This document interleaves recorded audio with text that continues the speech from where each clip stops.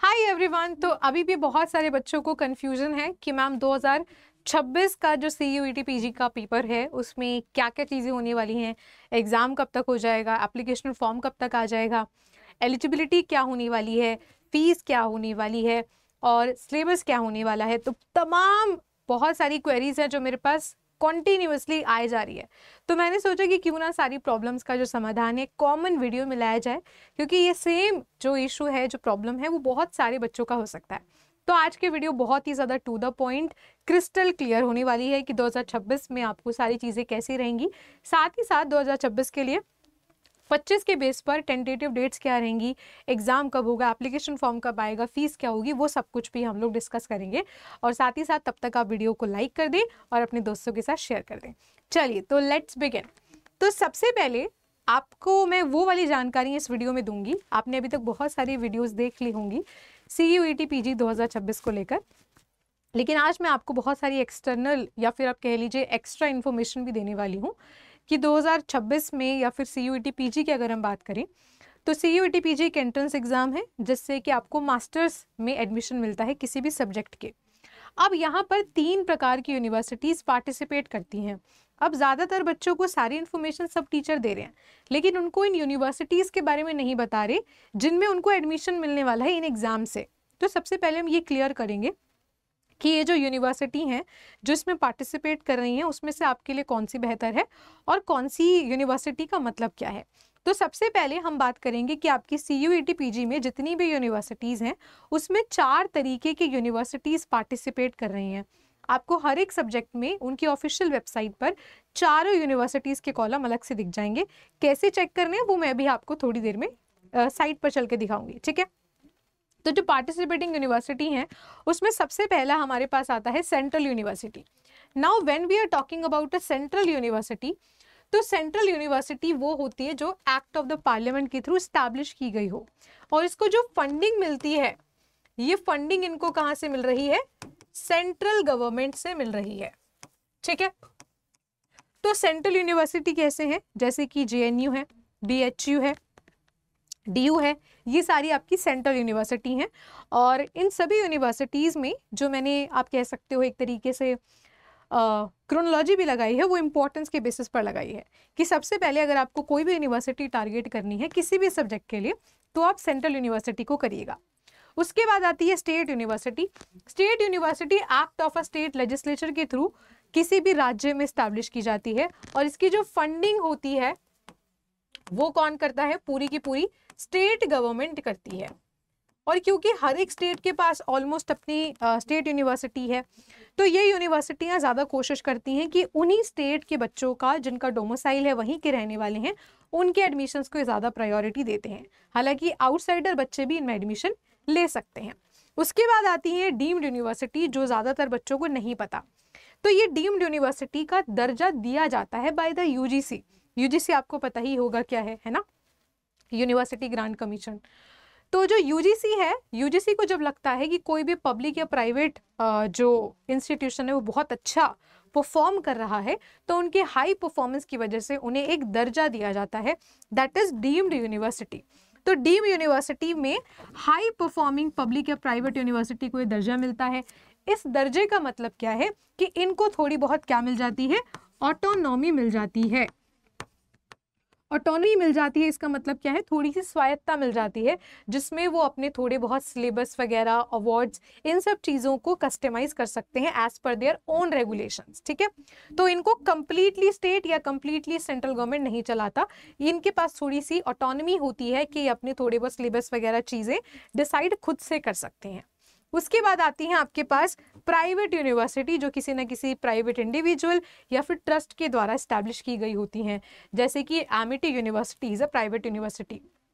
जहाँ तक फीस की बात कर रहे हैं तो इनमें जो फीस होती है सबसे कम होती है सेंट्रल की, उसके बाद जो सबसे ज़्यादा होती है वो है प्राइवेट यूनिवर्सिटी की। तो अगर आप वैल्यू की बात कर रहे हैं तो वैल्यू वैसे सबकी ही है, लेकिन प्रायोरिटी आपको सेंट्रल यूनिवर्सिटी रखना चाहिए। बाकी प्राइवेट की थोड़ी सी वैल्यू कम होती है और फीस सबसे ज़्यादा होती है। तो अगर आपको कहीं नहीं रास्ता मिले तो आप प्राइवेट में जा सकते हैं, लेकिन always target for the central university जो भी आपके एग्जाम के लिए सबसे बेहतरीन है। जैसे पॉलिटिकल साइंस की बात करूं तो JNU, DU, BHU ये ज्यादा फेमस है। ठीक है, चलिए आगे चलते हैं। अब हम बात करेंगे कि आपका एग्जाम का पैटर्न जो है वो कैसा होने वाला है। आपका एग्जाम का पैटर्न कैसे होने वाला है? तो जो एग्जाम का पैटर्न है,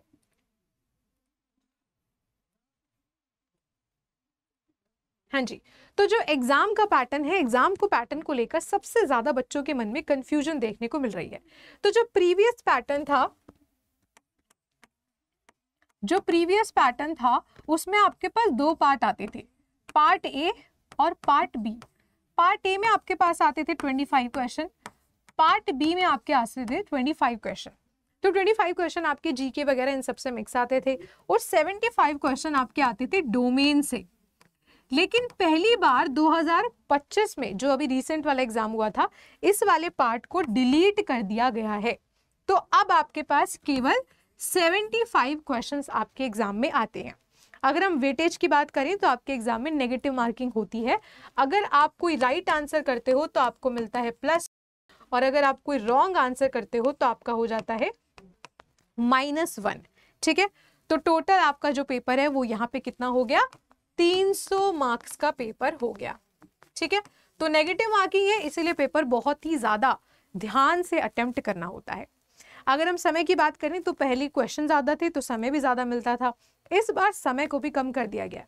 तो आपके पास केवल 90 मिनट्स का समय रहने वाला है। 90 मिनट में आपको 75 क्वेश्चन करने हैं। डजंट मैटर आपका कौन सा सब्जेक्ट है, चाहे वो मैथ्स के हैं, पॉलिटिकल साइंस के हैं, इंग्लिश के हैं, हर एक एग्जाम के लिए सेम पैटर्न होगा। 75 question all will be from your domain subject only, no general knowledge questions. सिर्फ आपका जो मेन सब्जेक्ट है, जैसे पॉलिटिकल साइंस का दे रहे हो तो सिर्फ पॉलिटिकल साइंस के आएंगे, इंग्लिश का दे रहे हो तो सिर्फ इंग्लिश के आएंगे। तो सारे के सारे 75 सिलेबस से ही होंगे और नेगेटिव मार्किंग वहाँ पे होने वाली है। तो उम्मीद करती हूँ कि अभी तक पार्ट ए और पार्ट बी वाला जो कंफ्यूजन था वो अभी तक आपका क्लियर हो चुका है। चलिए आगे चलते हैं। आगे अगर हम एलिजिबिलिटी की बात कर रहे हैं तो वैसे एलिजिबिलिटी हर एक सब्जेक्ट की अलग अलग है और हर एक यूनिवर्सिटी की भी अलग अलग है। तो जो भी आपकी टारगेटेड यूनिवर्सिटी है, आप उस टारगेटेड यूनिवर्सिटी का ब्रोशर डाउनलोड कर सकते हैं, या प्रोस्पेक्टस भी कह लो उसे डाउनलोड कर लीजिए। वहाँ पे हर एक सब्जेक्ट की कॉलम के आगे लिखा हुआ है। जैसे कि कुछ यूनिवर्सिटीज़ में उन्हीं यूनिवर्सिटी से जिन बच्चों ने ग्रेजुएशन किया है उनके लिए एक अलग कोटा है, और जो बाहरी बच्चे आएंगे उनके लिए एक अलग एलिजिबिलिटी है। जैसे कि DU की बात करें, DU में C1 C2 कैटेगरी है, वैसे ही BHU में भी C1 C2 कैटेगरी है।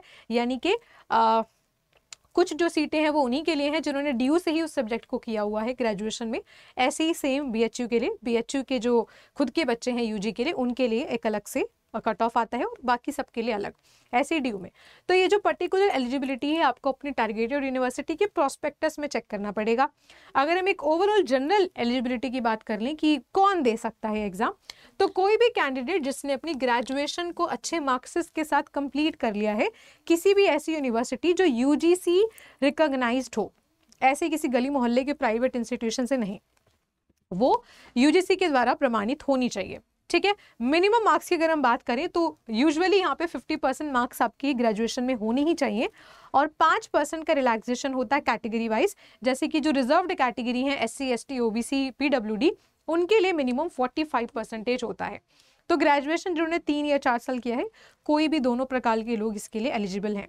हालांकि मैं बार बार बोल रही हूँ कि एलिजिबिलिटी सब्जेक्ट स्पेसिफिक भी है, जो कि आपको करंट अपनी जो भी टारगेटेड यूनिवर्सिटी है उसके प्रोस्पेक्टस में चेक करना होगा। ठीक है, चलिए उम्मीद करती हूँ एलिजिबिलिटी अब तक समझ में आ गई होगी। बात करते हैं सिलेबस की। तो ऑफिशियल सिलेबस उनकी जो वेबसाइट आप कह लीजिए उसके ऊपर दिया हुआ है, तो जो अभी थोड़ी देर में मैं आपको दिखा देती हूँ कि कैसे आप लोगों को वो दिखेगी। तो आप जैसे ही जाएंगे वेबसाइट के ऊपर, ये मेरे पीछे आप वेबसाइट देख रहे हैं। अभी मैंने आपको यूनिवर्सिटीज़ की बात करी थी, तो पहले मैं आपको यूनिवर्सिटी दिखा देती हूँ। यहाँ आप देख रहे होगे यूनिवर्सिटी, यहीं पे जब आप क्लिक करोगे तो यहाँ सारी पार्टिसिपेटिंग यूनिवर्सिटी हैं। ये सारी आपकी सेंट्रल यूनिवर्सिटी हैं पार्टिसिपेट करने वाली। उसके बाद ये सारी आपकी स्टेट यूनिवर्सिटी हैं। आप सब्जेक्ट स्पेसिफिक भी चेक कर सकते हो कि आपका सब्जेक्ट कौन सी यूनिवर्सिटी ऑफर कर रही है।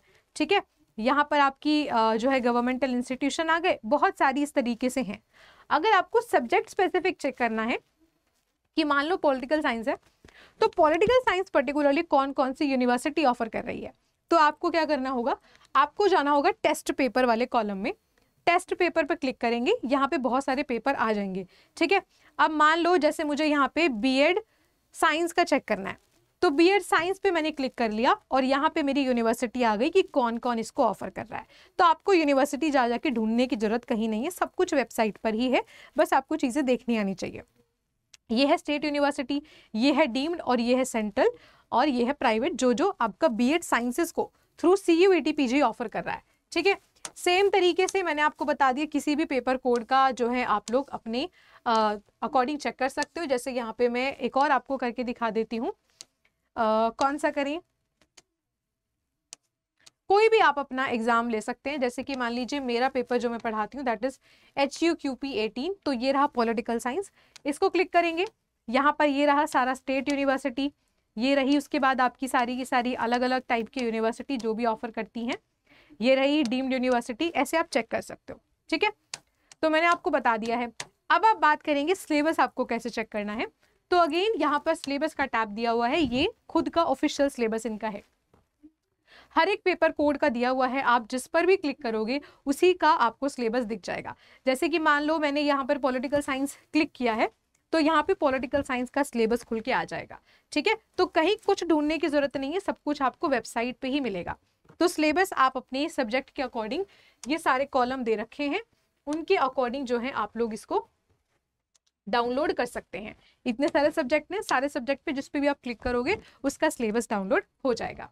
चलिए अब हम चलते हैं आगे। तो अभी तक हमने सिलेबस की बात कर ली है कि आपको ऑफिशियल वेबसाइट से कैसे डाउनलोड करना है। एक्सपेक्टेड कट ऑफ की बात अभी हम यहाँ पे नहीं करेंगे, क्योंकि कट ऑफ जो है आपकी वो सब्जेक्ट वाइज डिफर करेगी। तो ये यहाँ पे मैंने गलती से किसी और सब्जेक्ट के लिखा हुआ है, तो उसको आप इग्नोर करें। नेक्स्ट हम बात करने वाले हैं आप लोगों की कि 2026 के लिए क्या टेंटेटिव डेट्स हो सकती हैं और आपका एग्जाम कब तक होता है और आपको फीस कितनी देनी है। तो यहाँ पे आपका जो फॉर्म रिलीज होता है वो आपका जनवरी से दिसंबर में हो जाता है। कभी कभार आपका दिसंबर के लास्ट में भी बोल दिया जाता है, बिल्कुल जैसे 27 दिसंबर के आसपास बोल दें। यूजुअली ये जनवरी में आ ही जाता है, ठीक है। तो अगर आप एक एक्सपेक्टेड बोलना चाहें कि एक्सपेक्टेड डेट क्या रह सकती है, तो वो आप जनवरी को कंसीडर कर सकते हैं। उसी के साथ पूरा प्रोसेस आपको ऑनलाइन रहता है। फीस की अगर हम बात करें तो पिछले ही साल फीस को बढ़ा दिया गया है। जनरल के लिए फॉर्म होने वाला है 1200 रुपये का, OBC NCL EWS के लिए जो कि आपको 10% रिजर्व्ड है जनरल कैटेगरी में, उसके लिए होने वाला है 1000 रुपये। SC ST थर्ड जेंडर के लिए होने वाला है 900 रुपये और PWD कैटेगरी का होने वाला है यहाँ पर आपका 800 रुपये। प्लस यहाँ पे आपके सब्जेक्ट वाइज पैसे बढ़ जाएंगे। अगर आप अपने सब्जेक्ट के सिवा किसी और भी एग्जाम सब्जेक्ट में पेपर देना चाहते हो उसकी फीस यहाँ पर एडिशनल लगेगी। ये मैंने आपको जनरल वाला बताया है, ठीक है। उसी के साथ साथ जो आपको मेन डॉक्यूमेंट चाहिए होते हैं वो ज़्यादातर काउंसलिंग के समय पर चाहिए होते हैं, जब आपका जो है रिजल्ट आ जाता है और आप अलग अलग यूनिवर्सिटी में अप्लाई करते हैं। तो ये है photo, signature, caste, category, certificate, marksheet, ठीक है। अब हम एक छोटा सा प्रोसेस की बात कर लेते हैं कि मान लो आपका जो ये पूरा प्रोसेस है वो कैसे रहता है। तो सबसे पहले आप भरेंगे एप्लीकेशन फॉर्म। तो सबसे पहले आपका जो फर्स्ट स्टेप रहेगा वो होगा आपका एप्लीकेशन फॉर्म। एप्लीकेशन फॉर्म आपने भर दिया, ठीक है। उसके बाद आपके जो क्या आ जाएंगे एडमिट कार्ड। जब आपकी डेट शीट आ जाएगी तो डेट शीट में आने के बाद एग्जाम से 2-3 दिन पहले आपके पास क्या आ जाता है, आपके पास एडमिट कार्ड आ जाता है। उसके बाद आप अपना एग्जाम दे दोगे। एग्जाम के बाद आपकी क्या आएगी, प्रोविजनल आंसर की, ठीक है। प्रोविजनल आंसर की आएगी। प्रोविजनल आंसर की में क्वेश्चंस को चैलेंज किया जाएगा और उसके बाद आपकी आएगी फाइनल आंसर की। फाइनल आंसर की के दिन ही या फिर उसके अगले दिन ही रिजल्ट आ जाता है, ठीक है। जैसे इस साल क्या हुआ था, इस साल जिस दिन फाइनल आंसर की आई थी उसी दिन रात में कुछ ही घंटे बाद आपका रिजल्ट आ गया था। रिजल्ट आने के बाद आपको जो स्कोर कार्ड है उसको डाउनलोड कर लेना है और अलग अलग यूनिवर्सिटीज में आपको जो है काउंसलिंग के लिए जो है आपको वो अप्लाई करना होगा, ठीक है। कहाँ पर करना होगा? यूनिवर्सिटीज के पोर्टल पर जाकर। तो हर एक यूनिवर्सिटी अपना अलग नोटिफिकेशन निकालती है कि उनका काउंसलिंग कब ओपन हो रहा है, सबका अलग अलग डेट होता है। तो वहाँ पे आपको अपना CUET स्कोर कार्ड भी रखना है और जो भी डॉक्यूमेंट्स वो वहाँ पर मांगेंगे वो आपको देने हैं। कट ऑफ आएंगी, कट ऑफ के अकॉर्डिंगली जो आपको अगर कॉलेज मिल चुका है तो आपके पोर्टल पर ही दिखाएगा और वहाँ पे आपको अपने जो डॉक्यूमेंट्स होंगे वो लगाने होंगे और फी पेमेंट करना होगा। देन जब तक आप फी पेमेंट नहीं करते तब तक आपका जो एडमिशन है वो कंफर्म नहीं होता। हालांकि ये सारी चीज़ें हम आगे भी डिस्कस करते चलेंगे जब आपका एग्जाम आ जाएगा। फिलहाल मैंने आपको एक छोटा सा समरी दे दिया कि आपका जर्नी कैसे रहेगा, ठीक है। तो उम्मीद करती हूँ कि अभी तक जो भी चीज़ें मैंने आपको ये सारी समझाई हैं वो आप लोगों को समझ में आ गई होंगी। और एक इम्पॉर्टेंट बात जो यहाँ पर होने वाली है वो ये है कि अगर आप चाहते हैं कि आप इसी तरीके से JNU स्टूडेंट्स की तरह, हमारे जितने भी इस साल के बच्चे गए हैं DU, JNU, BHU अलग अलग यूनिवर्सिटीज़ में गए हैं और सिलेबस आप अपने अपने सब्जेक्ट के अकॉर्डिंग देख ही सकते हो, तो हमारे पास हर एक सब्जेक्ट के लिए बेस्ट कोर्स अवेलेबल है। तो वो आप जो है अड्डा की एप्लीकेशन पे चेक कर सकते हो। जैसे कि मैं अगर आपको दिखाऊं कि हमारे पास कौन कौन से सब्जेक्ट्स अवेलेबल हैं, आप जाएंगे अड्डा की एप्लीकेशन पर, go to all courses, then UG PG entrance exam में CUET PG में आप देख सकते हो we have political science, history, life science, English, computer, zoology, Hindi, LLB, botany, agriculture, general, LLB, बहुत सारे कोर्सेज हमारे पास अवेलेबल हैं। और 2025 के एग्जाम से बहुत सारे स्टूडेंट्स हमारे JNU, DU, BHU जैसी टॉप इंस्टीट्यूशंस, TIS जैसे टॉप इंस्टीट्यूशंस में गए हैं। आप सारे रिजल्ट्स हमारे खुद के YouTube चैनल पर चेक कर सकते हैं फॉर द वैलिडेशन, ठीक है। लेकिन इन सब में एनरोल होना कैसे है? आप लोगों को जो है इस पर्टिकुलर ईमेल ID पर अपना नेम, कॉन्टैक्ट नंबर और बैच नेम भेजना है। यानी कि बैच नेम में आप अपना कोई भी सब्जेक्ट भेज सकते हो कि आप किस सब्जेक्ट के लिए परचेज करना चाहते हो with the best affordable price. तो अफोर्डेबल प्राइस के लिए आप मेरे से कॉन्टैक्ट कर लीजिएगा swati.yadav@247.com and do not forget to send your contact number. Without contact number बहुत ज़्यादा डिफिकल्ट हो जाता है मेल खेलना, ठीक है। बाकी अगर आप पॉल साइंस के स्टूडेंट हैं तो अगर आप चाहें तो आप मेरा टेलीग्राम चैनल ज्वाइन कर सकते हैं। यहाँ पे मैं सारे करंट अफेयर्स अपलोड करती रहती हूँ, ठीक है। उम्मीद करती हूँ आज का जो वीडियो है इन्फॉर्मेटिव लगा होगा और बहुत सारे डाउट्स आपके इससे क्लियर हुए होंगे। तब भी अगर आपको कोई डाउट है कमेंट सेक्शन में बता दीजिएगा, नेक्स्ट वीडियो में उसके ऊपर ले आऊँगी। और तब तक आप इस वीडियो को अपने दोस्तों के साथ ज़रूर शेयर कीजिएगा। चलिए सुबह बाय, टेक केयर, मिलते हैं नेक्स्ट वीडियो में। तब तक के लिए best of luck and good bye.